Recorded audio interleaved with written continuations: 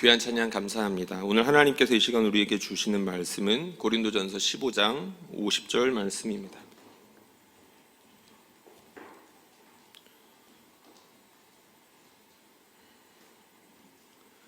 고린도전서 15장 50절에서 58절까지의 말씀을 저희가 합독하도록 하겠습니다.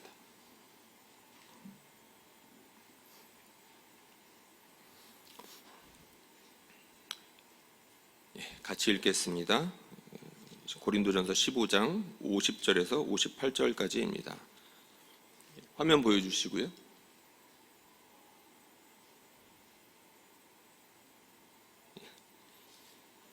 여러분들 앞에 있는 성경책 봐주셔야 될 것 같습니다.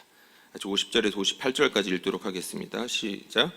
형제들아, 내가 이것을 말하노니 혈과 육은 하나님 나라를 이어받을 수 없고 또한 썩는 것은 썩지 아니하는 것을 유업으로 받지 못하느니라.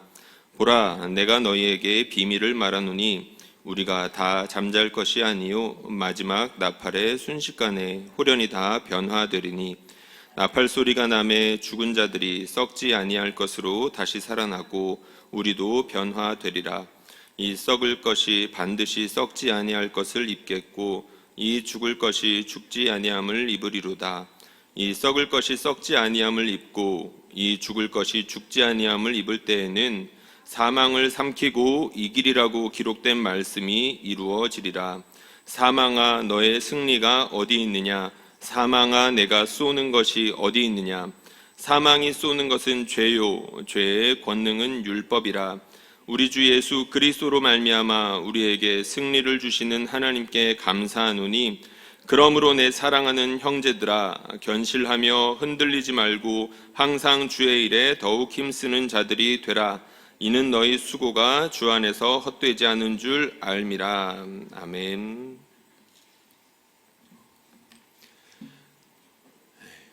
지난 상반기에는 우리 교회에 장례들이 많이 있었습니다.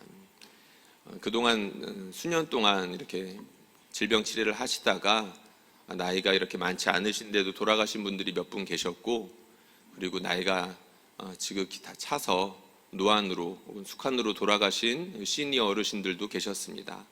우리 성도님들의 아버지 혹은 어머니가 소천하시는 경우들도 여럿이 있었죠. 그렇게 많은 장례가 나다 보면 육신은 분명히 피곤합니다. 장례를 치르시는 분들은 더 그러겠죠. 그런데 그렇게 믿는 분들의 장례식장을 가다 보면 느끼는 게 있습니다. 죽음이 그 장례식장을 지배하지 못한다는 사실입니다. 분명 모든 것이 끝이 난 것 같은데 거기에는 슬픔과 외로움이 지배를 해야 될 것 같고 절망과 낙심이 그곳에 흐르고 있어야 될 것 같은데 믿는 자들의 장례식, 믿는 분들이 유족분으로 있는 그 장례식장에 있다 보면 그 현장에 놀랍게도 감사가 있고 소망이 있습니다. 평안이 있죠. 이거 어떻게 말로 설명하기가 쉽지가 않습니다.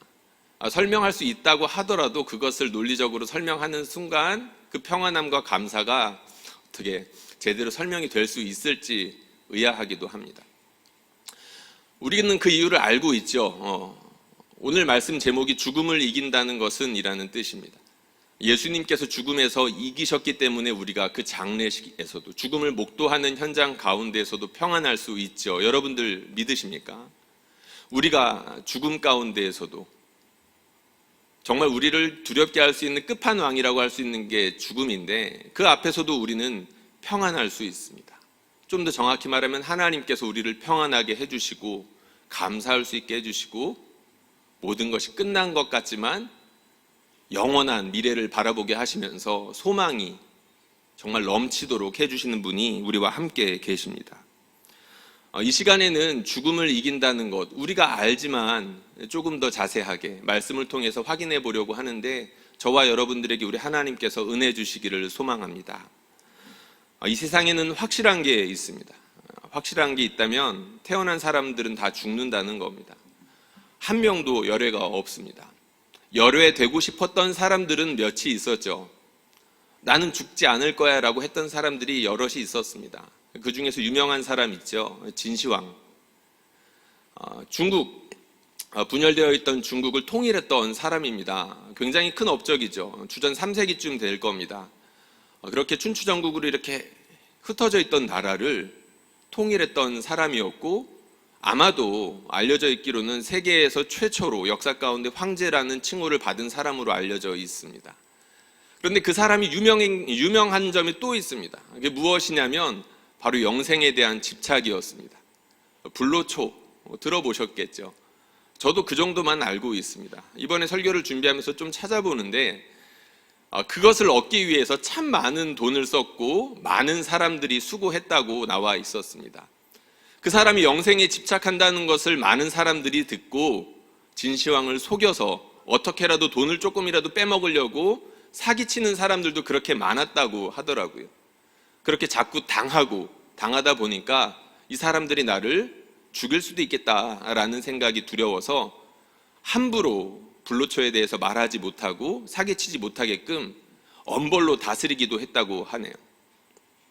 이렇게 영생에 집착하고 수많은 돈을 쓰고 수많은 사람들을 풀어서 영생하려고 했었지만 진시황의 연수는 얼마 되지 않았다고 합니다. 50. 지금 여기 현장에 계신 분들 보니까 절반 이상은 50을 넘어서신 것 같습니다. 영생에 대해서 그렇게 집착한 사람치고 50밖에 살지 못했다는 게 조금은 안타깝기도 하고 어처구니가 없기도 하죠. 그랬습니다. 진시황과는 또 다른 죽음의 태도를 보인 사람들이 있었습니다. 죽음에 초연했던 사람들이죠. 아마 여러분들이 알고 있는 사람들 중에도 있을 거고 아마 곁에 그런 사람들이 있었을지도 모릅니다. 이 사람은 소크라테스입니다. 플라톤의 스승으로 잘 알려져 있죠. 이 사람은 무엇으로 유명하냐면 그 전에는 모든 철학자들이 우주에 대해서 관심을 가졌었습니다. 그런데 이 사람은 인간에 관심을 두었죠. 그런데 그것이 아마 거의 처음이었던 것 같습니다. 그러니까 철학의 판을 바꾼 사람이죠. 그래서 유명합니다. 그런데 이 사람이 또 유명한 게 있죠. 죽는 순간이었습니다. 억울하게 사형에 처하게 됐는데 구걸하지 않았습니다. 내가 잘못한 게 없다, 나는 억울하다 라고 매달리지 않았죠. 그냥 주어진 독배를 순순하게 받아들였습니다. 그런데 그가 그렇게 독배를 받아들인 이유가 있습니다. 죽음을 향한 그의 태도 때문인데 그는 육체를 감옥이라고 생각했었습니다. 자기의 영혼이 육체에 갇혀있기 때문에 죽으면 차라리 내가 해방될 수 있다. 조금 심한 말로 하면 이 더럽고 치사한 세상에서 내가 해방될 수 있다라고 생각했다는 거죠. 그래서 그 사람이 그렇게 죽음에 초연할 수 있었던 것입니다. 사실 이 두 사람은 정말로 제가 하고 싶은 말, 그러니까 죽음에 대해서 우리가 좀 더 자세하게 들여다봐야 하는 그런 분이 있는데 예수님입니다. 예수님을 소개하기 위해서 이 두 사람을 좀 앞세웠었습니다. 우리 예수님, 죽음에 대해서 어떻게 대하고 계셨습니까? 의외입니다. 우리 예수님 죽음 앞에서 벌벌 떠셨습니다. 이게 굉장히 의아한 지점이죠. 우리 예수님 겟세마네 동산에서 어떻게 하셨습니까? 이 잔을 치워달라고 하셨습니다. 얼마나 간절히 기도했냐면 땀이 떨어지는 핏방울과 같이 되었다라고 할 정도였었습니다. 근데 우리는 예수님께서 왜 그렇게 간절하게 하나님께 기도했는지를 알고 있습니다. 예수님께서 돌아가셨을 때 그 순간 어떤 말씀을 하셨는지 우리가 알고 있죠. 나의 하나님, 나의 하나님, 어찌하여 나를 버리시나이까? 예수님께서 죽음에 대해서 두려워하셨던 것은 죽음 자체라기보다는 아버지와의 관계 때문이었습니다. 우리가 이 지점을 좀 생각해 봐야 됩니다. 진시황은 자기 육체가 그렇게 소중했기 때문에 영생에 집착했던 것이고, 소크라테스는 자기의 영혼이 소중했기 때문에 그렇게 죽음에 초연했던 것입니다. 결국에는 자기 때문이었다는 거죠. 그런데 우리 예수님께서는 죽음에 대한 태도가 완전히 다르셨습니다. 세상의 모든 사람들이 죽음을 자기 중심으로 생각했지만 죽음을 아버지와의 관계로 생각하셨던 분이었다는 거죠. 사실 예수님께서 그 두려운 죽음을 자기 스스로 취하셨다는 것을 우리 역시 알고 있습니다. 역설적이죠. 두려워하셨지만 그 죽음을 향해서 마치 돌진하는 사람처럼 그렇게 살아가셨다는 겁니다. 33년쯤 사셨을 것이라고 우리가 추정하고 있는데 우리가 사랑하는 그 주님, 죽음을 향해서 돌진하듯 살아가셨습니다. 기꺼이 죽음을 선택하셨다는 것이죠. 왜 그러셨습니까? 그 역시 아버지와의 관계 때문이었었습니다. 우리 하나님께서 이 세상을 구원하셔야 되는데 이 세상을 구원할 수 있는 방법이 우리 예수님의 죽음뿐이라는 것을 예수님께서 아셨기 때문입니다. 조금 어려운 말로 하늘에서 회의가 있었다라고 합니다. 어전회의라고. 그런 이야기들을 신학자들이 가끔 씁니다. 하늘에서 어떤 회의가 있었답니다. 이 세상을 구원해야 되는데 어떻게 할 것인가. 물론 성경에 자세하게 나와 있지는 않아요. 그래서 그 회의 가운데 무슨 말이 왔다 갔는지는 알 수 없습니다. 그런데 하나 짐작할 수 있는 게 있죠. 우리 하나님 좋은 분이셔서 우리 예수님, 아들이신 성자 예수님한테 네가 가서 십자가 좀 져라 라고 말씀하시지는 않았을 것 같습니다. 우리 예수님께서 우리 아버지의 마음을 잘 아셨겠죠. 그래서 친히 먼저 제안하셨을 것 같습니다. 이거는 제 추측입니다. 성경에 나오지 않으니 추측할 수밖에 없는데 우리 아버지의 성품과 예수님의 성품을 짐작해보면 합리적인 추측이라는 생각이 듭니다. 이런 죽음, 예수님께서 두려워하셨지만 돌진하셨던 그 죽음, 여기서 우리가 확인할 수 있고 이 죽음이 우리에게 주는 중요한 통찰이 있습니다. 그것이 무엇이냐면 이 죽음이 1차적으로는 하나님으로부터 오는 심판이 분명 맞다는 겁니다. 두려운 거라는 거죠. 우리 예수님조차도 이 심판, 아버지와 멀어지게 된다, 아버지로부터 분리된다는 사실을 그렇게 두려워하셨다는 사실만 보아도 알 수 있습니다. 그런데 더 중요한 사실이 있습니다. 그 두려운 심판이 결국에는 더 크신 하나님의 뜻 가운데 있다는 겁니다. 죽음이 우리 하나님으로부터 예수님을 궁극적으로는 분리시키지 못했다는 것이죠. 더 크신 하나님의 뜻 가운데서 우리 주님께서 그 죽음을 향해서 달려갈 수 있었고 그 죽음까지 순종하심으로 말미암아 하나님의 큰 뜻을 이루실 수 있었다는 겁니다. 이것이 증명된 사건이 바로 부활이죠. 우리 예수님께서 의인으로서 죽으셨다, 하나님께 순종하셨기 때문에 그렇게 죽으신 것이다 라는 것을 우리 하나님께서는 부활을 통해서 증명하셨다는 것입니다. 그래서 우리는 예수님의 죽음과 부활을 통해서 무엇을 알 수 있냐? 죽음까지도 우리를 하나님으로부터 떼어놓을 수 없다라는 사실을 분명하게 확인할 수가 있는 것입니다. 이 세상에는 수많은 죽음의 그림자들이 있습니다. 이 죽음의 그림자들이 어른거리면서 수많은 사람들을 괴롭히죠. 죄와 율법이 다스리는 세상 가운데에서 죽음이 힘을 씁니다. 야, 너 죄졌잖아. 야, 너 그 고난 당하고 있잖아. 너 그 하나님께 심판당하고 있는 거야. 야, 네 사랑하는 사람이 죽었잖아. 그 하나님께 심판받은 거야. 죽음이 그런 증거로 쓰였다는 겁니다. 그런데 예수님께서 그 판을 뒤집어 버리셨다는 거죠. 예수님의 죽음으로 말미암아, 부활로 말미암아 우리가 확실하게 깨닫게 된 사실이 바로 그겁니다. 우리는 어떤 순간에도 하나님으로부터 결코 떨어지지 않는다. 저는 이렇게 재미없게 말했지만 사도 바울은 너무나도 멋있게 수려한 말로 이것을 표현하는 부분이 있습니다. 로마서 8장이죠. 이 말씀 우리가 한번 같이 읽어보면 좋겠습니다. 많은 분들이 좋아하시는 부분일 텐데 이 말씀 로마서 8장 35절에서 39절까지의 말씀을 우리가 같이 읽어보도록 하겠습니다. 혹시 화면이 준비가 됐을까요? 로마서 8장 35절에서 39절까지의 말씀을 한번 성경을 통해서 찾아주시면 고맙겠습니다. 로마서 8장 35절에서 39절까지의 말씀입니다. 굉장히 유명한 말씀이고 좋아하는 말씀인데요, 우리가 마치 사도 바울이 말하는 것처럼 우리가 환희에 찬 그런 마음으로 이 말씀을 읽어봤으면 좋겠습니다. 같이 읽어보겠습니다. 시작. 누가 우리를 그리스도의 사랑에서 끊으리요? 환난이나 곤고나 박해나 기근이나 적신이나 위험이나 칼이랴.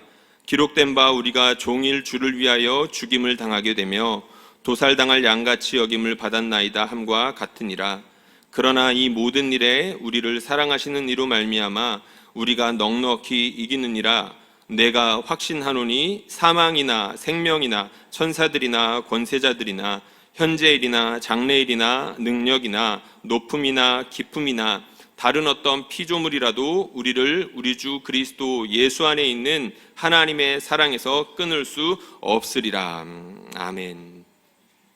이것이 바울의 믿음이었었습니다. 지구 끝까지라도 가서 전하고자 했던 복음의 핵심이 바로 이 내용이었습니다. 사도 바울은 죽음에 대한 이 지식, 그러니까 우리 예수님께서 죽음을 이기셨다, 우리 예수님의 죽음과 부활을 보면 하나님으로부터 우리가 결코 끊어질 수 없다는 것을 알 수 있다라는 이 지식 때문에 위험을 감수하고 사역할 수 있었습니다. 죽음이 자신을 어떻게 할 수 없다는 것들을 알아버린 이상 예전처럼 살 수가 없었던 것이죠. 죽으면 끝이 아니라는 것을 분명하게 알게 된 것입니다. 이 땅에서의 하나님을 향한 믿음과 삶이 우리의 영원한 삶에 영향을 미치고 하나님 나라에 분명히 열매로 맺게 된다는 것을 알았기 때문에 모든 위험을 감수하고 결국에는 순교하기까지 그렇게 살아갈 수 있었다는 것이죠. 우리가 고린도후서 많이 묵상하고 있죠. 요즘에 생명의 삶을 통해서 새벽 시간에 고린도후서 보고 있습니다. 그 고린도후서에 보면 사도 바울이 자신의 약함 혹은 자기가 고난당하는 것에 대해서 반복해서 자랑하는 것을 우리가 알 수가 있습니다. 참 희한한 장면인데, 세상 사람들은 자기가 잘난 것에 대해서 혹은 자기가 가지고 있는 것에 대해서 자랑할 만한 것들을 앞세우고 내세우고 드러내기 마련인데, 사도 바울은 똑같이 열거하는 방식을 사용하는데 그 내용이 뒤집힙니다. 세상 사람들이 부끄러워하고 피하고 싶고 무시하는 것들만 늘어놓죠. 자기가 복음 때문에 고생하는 것들에 대해서, 자기가 복음 때문에 낮아지는 것에 대해서, 그렇게 낮아지고 고난당하는 것들을 자신의 자랑거리인 것처럼 늘어놓습니다. 왜 그랬을까요? 그렇게 살아가는 것이 하나님 앞에 영광이 된다는 것을 알았기 때문입니다. 자기가 약해지는 것을 통해서, 고난을 참고 인내하는 것을 통해서 부활하신 우리 하나님의 영광이 드러난다는 것을 알았기 때문입니다. 자기가 약해질 때, 고난당할 때 그 죽음에 어른거리는 그런 그림자처럼 보이는 그런 모습들을 통해서 오히려 생명의 하나님께서 역사하신다는 것을 잘 알았기 때문에 그것을 드러냈고 자랑했다는 것이죠. 근데 사도 바울이 고린도 교회에 그렇게 자신의 약함과 고난을 자랑했던 중요한 이유가 있었습니다. 그것이 무엇이었냐면 고린도 교회에 거짓 가르침이 점점 편만해졌기 때문이었습니다. 자꾸 세상 것들을 내세우고 자랑하는 그런 분위기가 점점 많아졌다는 것이죠. 자기가 어디 출신인지, 자기가 무엇을 가지고 있는지, 자기가 사역을 통해서 어떠한 성공을 거두었는지, 자기 사역을 통해서 어떠한 기적들이 나타나는지가 관심거리가 됐다는 겁니다. 요즘으로 따지자면 눈에 보이는 화려한 것들이 그 사람들의 관심거리가 됐다는 거죠. 그런데 사실 고린도 교회에는 이전부터 그런 전조가 있었습니다. 이 세상의 것에 가치를 두게 된 중요한 전조가 있었다는 거죠. 그게 무엇이었냐면 바로 고린도전서에 나오는 내용인데, 부활이 없다라는 가르침 때문입니다. 내일 죽을 것이니 오늘 먹고 마시자. 부활이 없다라고 이런 가르침들이 퍼지기 시작하니까 사람들이, 고린도 교회에 있는 사람들이 교회 밖에 고린도 시민들처럼 살아가기 시작했다는 겁니다. 고린도 교회 밖에 사람들 어떻게 살았나요? 이미 많이 들어서 알고 계실 겁니다. 고린도 사람들, 음란한 사람들이라는 뜻이죠. 역사 가운데 고린도라는 뜻은 음란하다라는 대표 명사로 불리기 시작했습니다. 그 사람들 왜 그렇게 살았습니까? 죽음에 매여 있기 때문입니다. 참 역설적이죠. 죽음에 매여 있다면 그렇게 살면 될 것 같지가 않은데 죽음에 매여 있기 때문에 그러한 삶을 살았다는 겁니다. 왜 그랬을까요? 애써 피했기 때문입니다. 분명 자기는 죽게 될 것인데 그 죽음에 대해서 묵상하지 않고, 자기가 어떻게 죽을 것인지에 대해서 생각하지 않고, 그 이후에 무엇이 있을지에 대해서 피하고 살았기 때문에 내일 죽을 것이니 오늘 먹고 마시자. 요즘에 드라마들 많이 보시는지 모르겠습니다. 드라마 보는 중에 이런 대사가 나오더군요. 어차피 죽을 몸 아껴서 뭐하니? 죽으면 똥 된다. 그 무슨 대사일까요?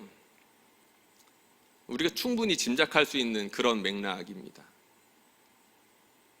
젊을 때 이 사람 저 사람 가리지 말고 마음에 맞으면 잠자리도 하고 그렇게 지내라는 그런 맥락 가운데 있었던 말입니다. 내일 죽을 것이니 먹고 마시자. 그거 놀랍지 않습니까? 죽음에 대한 태도가 2000년 전이나 지금이나 달라지지 않았다는 것입니다. 죄와 율법이 지배하는 곳 가운데에선 죽음을 향한 태도가 달라질 수가 없습니다. 죽음 이후에 대해서 도대체가 알 수가 없고 죽음 이후에 무엇인가 있다라는 막연한 두려움이 사람들을 사로잡고 있기 때문이죠. 그래서 애써 피할 수밖에 없는 것입니다. 애써 피하는 모습은 결국 그렇게 즐기고 쾌락을 추구하는 모습으로 나타날 수밖에 없다는 것이죠. 그래서 눈에 보이는 것에 그렇게 집착할 수밖에 없는 겁니다. 출신이 중요해지고 돈이 중요해지고 아파트가 중요해지고 하는 이유가 다 거기에 있다는 것이죠. 사도 바울이 그런 교회를 향해서 부활에 대해서 이야기를 했습니다. 고린도전서 15장, 오늘 우리가 읽은 본문입니다. 고린도전서 15장은 부활장으로 알려져 있죠. 부활에 대해서 꽤나 길게 설명을 했습니다. 첫 번째 내용은 예수님 부활하셨다라는 단순한 내용이죠. 그 다음 내용 무엇입니까? 그 많은 사람들이 봤다라는 거였습니다. 그 다음이 무엇이죠? 나도 봤다라는 거였습니다. 예수님께서 살아나셨다, 많은 사람들이 봤다, 나도 봤다. 그러니까 가만히 있을 수가 없는 거죠. 그렇게 예수님의 죽음과 부활을 알게 된 사도 바울, 예수님의 죽음과 부활에 대해서 다시 해석할 수밖에 없었습니다. 그래서 자기가 깨닫게 된 그 부활의 의미에 대해서 15장에 길게 이야기해 놓습니다. 그리고 난 다음에 결론적으로 해놓은 말씀이 바로 오늘 말씀입니다. 부활의 의미가 무엇인지에 대해서 결론적으로 써놓은 것이라는 거죠. 무슨 말씀이 있습니까? 마지막에 나팔 소리가 불 때 우리도 다시 살아나게 될 거야. 예수님께서 다시 살아나신 것처럼 우리도 마지막 때에 다시금 살아나게 될 거야 라고 말을 했다는 거죠. 그리고 나면서 하는 이야기가 있습니다. 바로 이 말씀입니다. 사망아 너의 승리가 어디에 있느냐? 사망아 너의 쏘는 것이 어디에 있느냐? 이게 우리말로 알아서 듣기에는 좀 이해하기가 어려운 그런 부분입니다. 사망아 너의 승리가 어디에 있느냐? 사망아 너의 쏘는 것이 어디에 있느냐? 구약에 있는 이사야서 25장과 호세아서에 있는 말씀을 함께 인용해 놓은 부분이라고 할 수가 있는데 우리가 대강은 짐작이 옵니다. 예수님께서 사망을 이기셨기 때문에 사망이 함부로 할 수 없다는 것을 이렇게 표현한 것이겠죠. 여기에 대해서 아주 차분하게 논리적으로 설명해 놓은 그런 해설이 있습니다. 이 해설 부분을 제가 읽어드리겠습니다. 승리 혹은 정복은 완성된 그리스도의 사역과 직접 연관됩니다. 그리스도는 자신의 사역을 통해 죽음의 독침을 제거하셨습니다. 이 단어는 맹독성 동물이 물어 생기는 상처나 정갈이 꼬리로 찌르는 것을 의미합니다. 우리가 죄와 율법이 다스리는 곳에서 죽음을 만난다면 거기에는 독이 든 이빨이 있을 것입니다. 그러나 그리스도가 이러한 죄와 율법의 문제를 해결하셨습니다. 따라서 이제 우리 그리스도인들은 해독제로 독이 중화되어 없어져 버린 그런 상태의 죽음을 마주합니다. 그리스도께서 사망의 침과 그 독을 자기 자신 속으로 흡수하셨기 때문입니다. 아멘. 맹독이 없어져 버린 죽음이라는 표현이 매우 흥미롭습니다. 그럼 맹독이 있는 죽음은 어떤 겁니까? 히브리서에 나오는 그 죽음입니다. 히브리서에 보면 이런 말씀이 나오는데요. 죽기를 무서워함으로 한평생 매어 종노릇하는 사람들이라는 표현이 나옵니다. 여러분 혹시 기억하십니까? 그게 바로 맹독성을 가지고 있는 죽음입니다. 죄가 다스리고 있는 곳 가운데서는 죽음이 끝판왕입니다. 사람들을 쥐고 흔들 수 있는 가장 강력한 무기가 죽음이라는 것이죠. 그 죽음을 통해서 야, 너 죽을 거야. 하나님 없다니까. 야, 너 죽을 거야. 너 하나님께 심판받을 수밖에 없다니까. 사단이 그렇게 사람들을 공격하고 그 공격이 오랜 시간 동안 먹혀왔다는 겁니다. 그런데 예수님께서 그 맹독을 빼버리셨다는 거죠. 독침을 빼버리셨다는 겁니다. 어떻게요? 그것 자기가 친히 다 맞으시면서.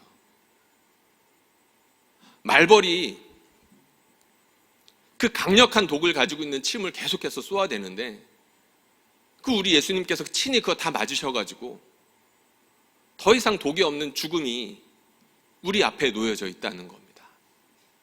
그 죽음을 보았을 때 더 이상 그것이 나한테 어떻게 할 수 없는 것이구나, 내 사랑하는 사람이 죽더라도 저것은 하나님의 심판뿐만은 아닌 거구나, 우리 예수님의 죽음을 통해서 하나님께서 큰 일을 이루셨던 것처럼 우리 하나님께서는 지금도 나의 죽음을 통해서 혹은 내 사랑하는 사람의 죽음을 통해서 여전히 하나님의 크신 구원을 이루고 있구나라는 것들을 알 수 있다는 거죠.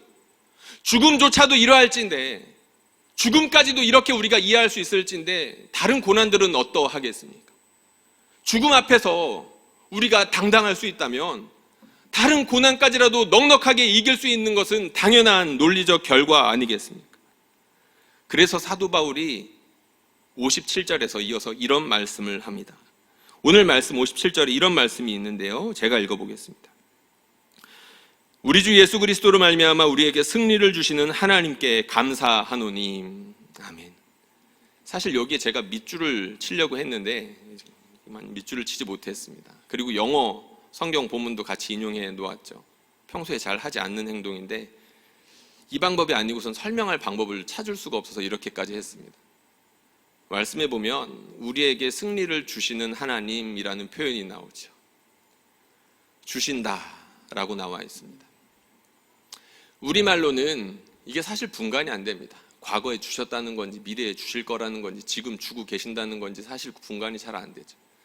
근데 영문으로 보면 이게 분명하고 원어로 보면 더 분명합니다. 현재 주신다는 겁니다. 지금 주고 계신다는 겁니다. 이게 참 놀랍습니다. 왜냐하면 분명 사도 바울은 과거에 예수님께서 죽음에서 승리하셨다라는 것을 말씀하셨습니다. 그리고 마지막에 결론부에서 어떻게 말했냐면 너희도 예수님처럼 승리할 거다라고 말했다는 거죠.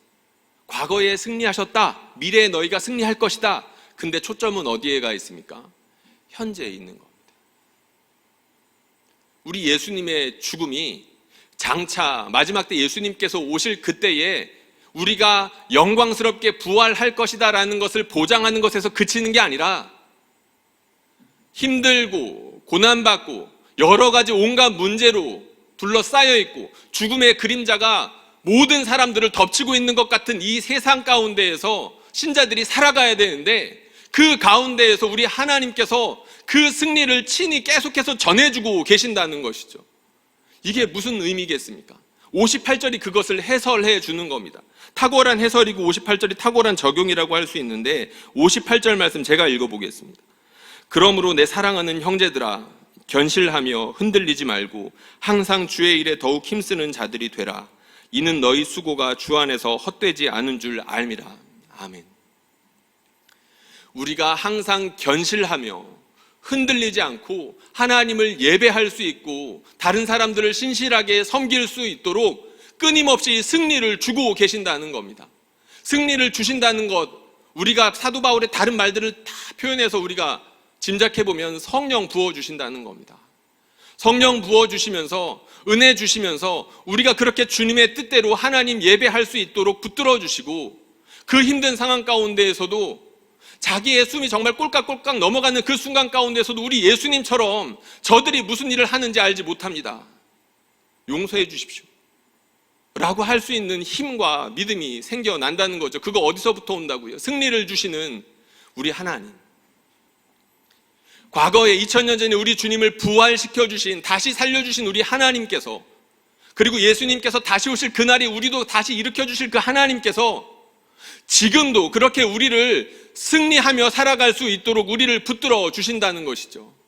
사도 바울이 이것을 다시 한번 꽝 도장이라도 찍듯이 이 말을 부연해서 설명합니다. 이는 너희 수고가 주 안에서 헛되지 않은 줄을 압니다. 울며 씨를 뿌리며 사는 자들 기쁨으로 그 단을 거두게 될 거라고 사도 바울이 말하고 있는 것입니다. 사실 사도 바울은 성도들이랑 떨어져 있으니까 이렇게 편지로 썼습니다. 이 편지로 읽다 보면 물론 하나님의 말씀이니까 성령께서 감화감동 교통하시니까 이 말씀을 통해서 강력하게 우리 마음에 감동이 일어나죠. 그런데 이렇게 말로 우리 하나님의 복음을 알아가고 느끼는 것보다 내 옆에서 죽음을 이기며 살아가는 사람들을 보면 죽음을 이기면서 살아가는 것이 어떤 것이구나라는 것을 굳이 말하지 않아도, 설명해 주지 않아도 내 마음이 깊이 알아갈 수가 있습니다. 여러분들 주변에도 그런 분들이 있을 것이고, 저는 교회에서 일을 하다 보니까 그런 분들을 자주 많이 보게 됩니다. 교육자로서 일하다 보면 여러 가지 유익들이 있는데 바로 그런 유익, 고난 가운데에서도, 죽음의 그림자가 어른거리는 가운데에서도 신실하게 하나님을 예배하는 사람들, 주의 일에 힘쓰는 사람들을 보면서 죽음을 거스르면서 사는 것이 바로 이런 거구나, 그렇게 살아갈 수 있도록 하나님께서 힘주시는 것이 바로 이런 거구나라는 것을 바로 옆에서 목격할 수 있는 그런 특권들이 많이 있습니다. 여러 사람이 생각났는데 한 분 소개해 드리고 싶습니다. 우리 교회 성도님이십니다. 25년 전쯤 남편분을 먼저 앞서 보내신 그런 여자 집사님이십니다. 근데 그 집사님께서는 남편이 그렇게 소천하시고 혼자 두 아들을 혼자서 그렇게 지금까지 잘 키워내신 분이신데요. 혼자서, 둘이서 같이 생계를 꾸리고 아이들을 키우는 것만으로도 참 쉽지 않죠. 그런데 그 일을 25년 동안이나 혼자 해오셨다라고 하니까 얼마나 고생스럽게 살았을까 충분히 짐작하고도 남는 그런 인생을 사신 분입니다. 그분을 작년에 신방했습니다. 이맘때쯤이었습니다. 작년에 신방을 하고 그분의 사는 이야기, 어떻게 잘 지내고 계시는지, 힘들진 않은지, 기도할 건 없는지 이런저런 이렇게 이야기를 묻고 안부를 듣는데 마지막쯤에 이런 이야기를 해주셨습니다. 목사님, 인생이 참 힘들어요. 산을 넘으면 또 산이 나오고 그 산을 넘으면 또 산이 나오더라고요. 그렇게 산을 넘을 때마다 울면서 넘었고 저 산을 넘으면 웃을 날이 있을까 했어요. 그렇게 힘들어도 하나님 때문에 감사하면서 살았고 지금은 웃으면서 살아요. 이 말을 듣다가 참 많이 감동이 되어서 그날 준비했던 말씀은 다 집어넣었습니다. 제가 준비했던 말씀보다 이미 잘 살고 계셨고 예수님의 이름으로 한껏 축복해주고 싶은 마음이 강하게 들었습니다. 어제 최종적으로 이분한테 설교 때 우리 집사님 이야기를 좀 쓰려고 하는데 허락 좀 해주세요 라고 전화를 드렸습니다. 그분이 웃으시면서 또 이렇게 이야기해 주셨습니다. 목사님, 옛날에는 정말로 울면서 넘었어요. 근데 지금은 웃으면서 삽니다. 하나님께 감사드려요. 그 말을 듣는데 사도 바울이 로마서 8장에서 보여주었던 그 환희, 고린도전서 15장에서 부활을 설명하면서 주체할 수 없는 감동적으로 쓴 그 편지들, 그 감정들이 그 집사님의 웃음을 통해서 느껴졌습니다. 분명 그 집사님의 주변에는 죽음이 어른거리고 있었고 지금도 어른거리고 있지만 그 모든 것을 뛰어넘어서 하나님께 예배하는 것을 쉬지 않게 하시고 주의 일을 할 수 있는 한 최선을 다하여 할 수 있게끔 그렇게 힘주시는 하나님께서 그분을 붙들고 계신다라는 것이 눈에 선하게 보이는 것처럼 느껴졌습니다. 사랑하는 성도님들, 우리 주 예수 그리스도를 2000년 전에 살리신 우리 주님, 그리고 마지막 때 우리를 다시금 살려주실 그 하나님은 우리와 지금 함께 계십니다. 우리와 함께 계시면서 우리에게 승리를 주고 계십니다.